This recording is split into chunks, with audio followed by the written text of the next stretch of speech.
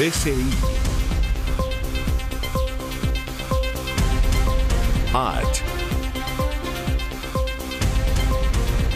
Sodimac, Entel, Suzuki Fronx Hybrid, BHP y Líder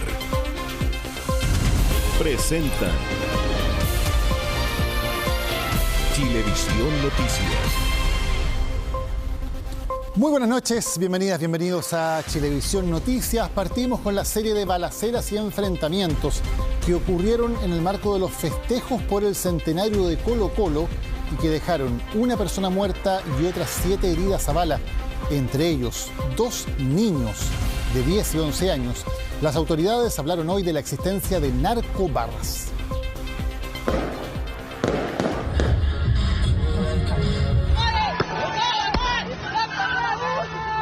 Lo que debía ser una jornada de celebración para los hinchas de Colo-Colo terminó en enfrentamientos y disparos en diversos puntos de la región metropolitana, Puente Alto y Lampa, comunas que fueron escenario de violentas balaceras que dejaron una persona fallecida y varias otras heridas a bala.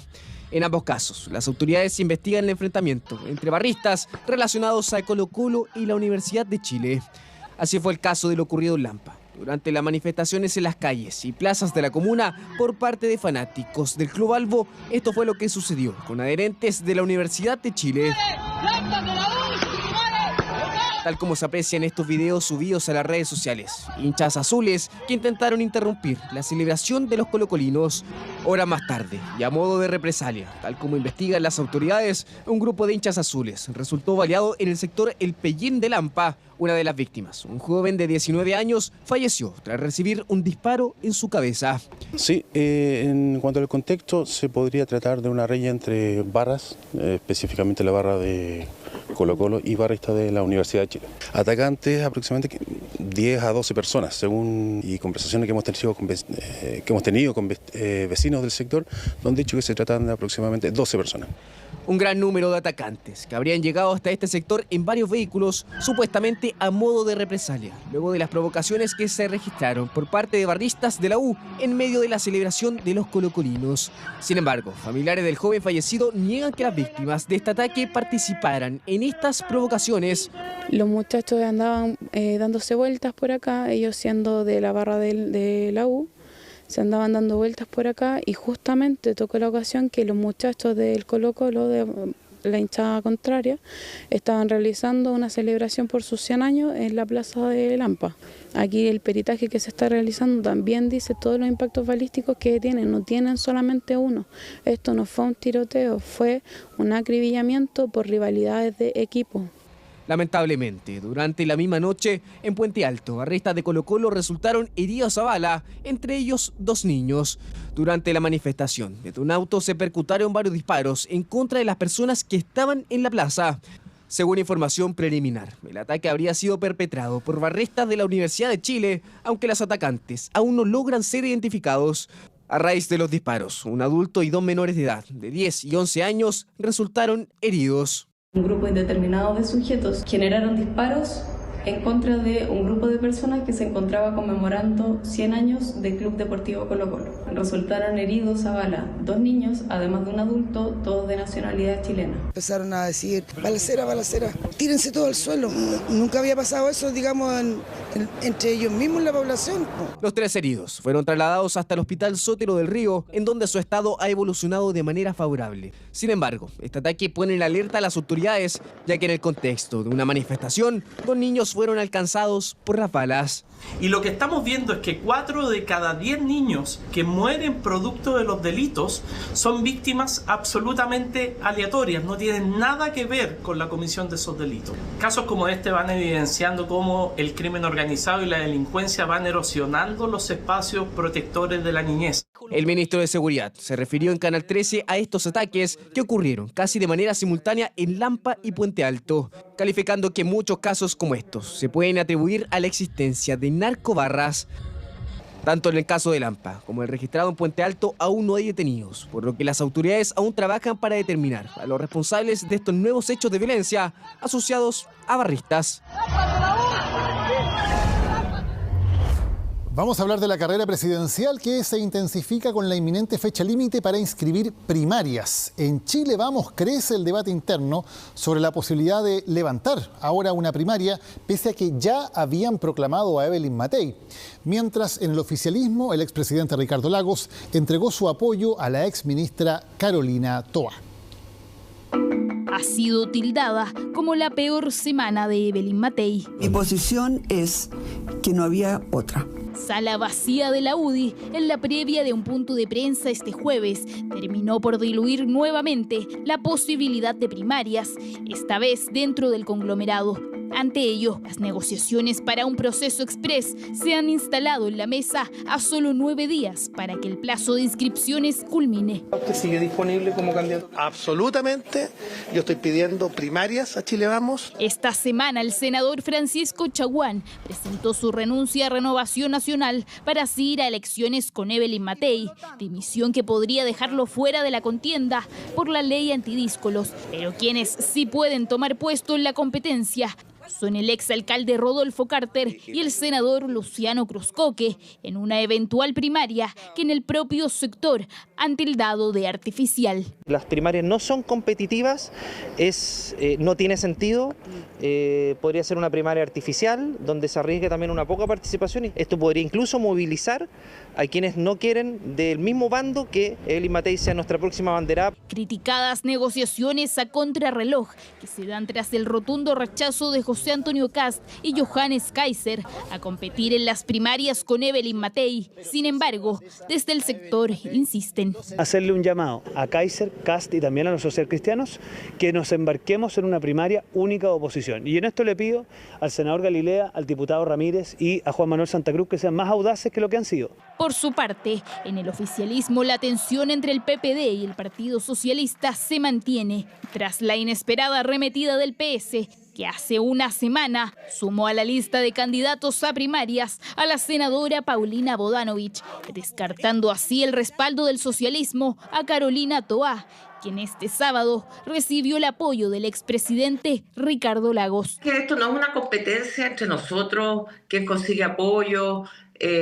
Valoro mucho, por supuesto, que el presidente Lagos le dé el apoyo a Carolina, no lo estoy minimizando, pero nosotros tenemos que estar enfocados hoy día en las propuestas a la ciudadanía. Nuevas cartas en el naipe oficialista que también ha generado movimientos, sobre todo después del arribo a la contienda de la exministra Janet Jara. Creo que las encuestas son fotografías del momento, pero una vez que ocurren las primarias ya la gente va conociendo cuáles son las propuestas de las candidaturas y en ello vamos a estar trabajando por, al menos desde el Frente Amplio, empujar la candidatura de Gonzalo Winter. Carolina Toa es sin duda la más competitiva para vencer a los candidatos de derecha. Creo que quien gane la primaria para ser competitivo en primera y segunda vuelta tiene que ser de centro izquierda y hoy día Carolina Toa representa aquello. Con un escenario aún en juego, las fisuras en la derecha y las tensiones en el oficialismo mantienen algunas definiciones al pendiente, a solo días para el cierre de inscripciones a primarias. La familia de Ana María Pizarro confirmó que los restos hallados por la PDI en la Ruta 5 Norte corresponden a la mujer de 56 años de edad. Su rastro se había perdido el 3 de abril cuando salió de su casa para cobrar un finiquito.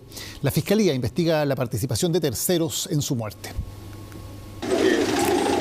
Fue al costado de la Ruta 5 Norte en La Serena que la Policía de Investigaciones realizó un macabro hallazgo.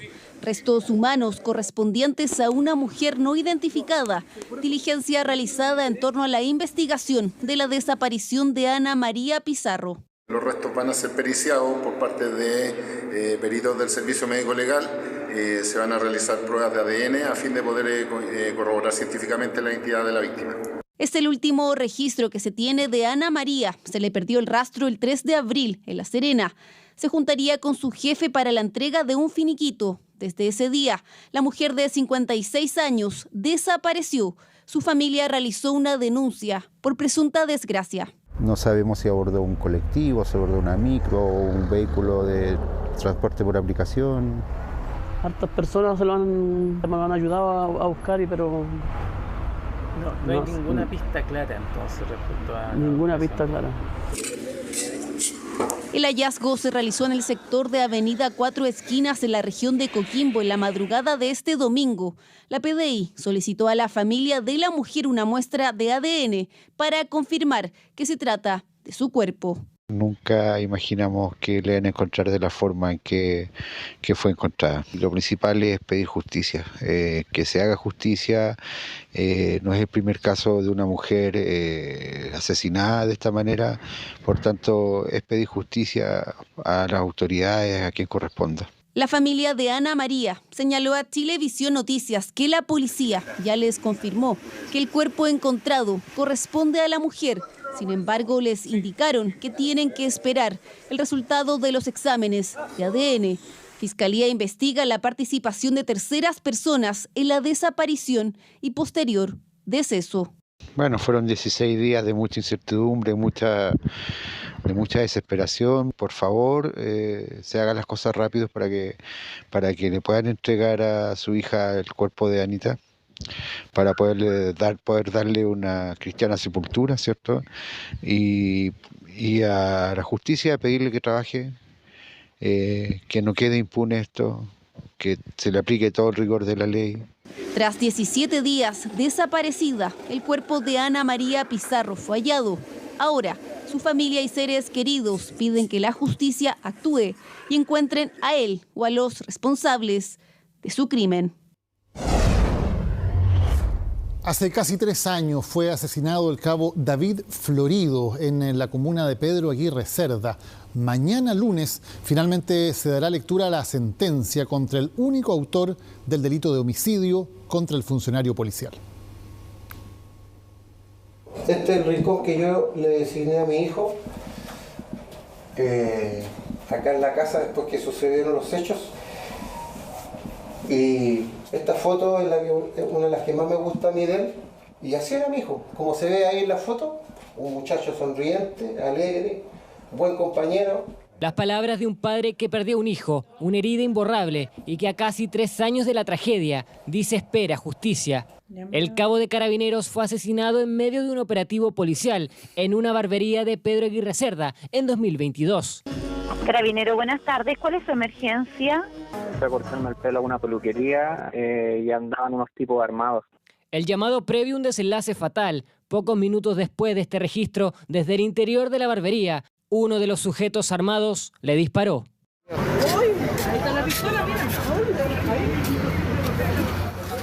Un único tiro que dio muerte al funcionario. Fiscalía determinó que el autor de los disparos fue Juan Israel González Quesada, quien permaneció fugado por varios días. A pesar de que González Quesada fue capturado en 2022, han transcurrido casi 3 años para que finalmente este lunes se conozca la sentencia. 3 años ya de la muerte de mi hijo se van a cumplir. En junio de este año cumplimos nosotros 3 años. La verdad que ha sido muy agotador en todo sentido, emocional, psicológico, en todo. Cansancio y preocupación que se ha mantenido desde el mes pasado, pese a que el tribunal determinó la culpa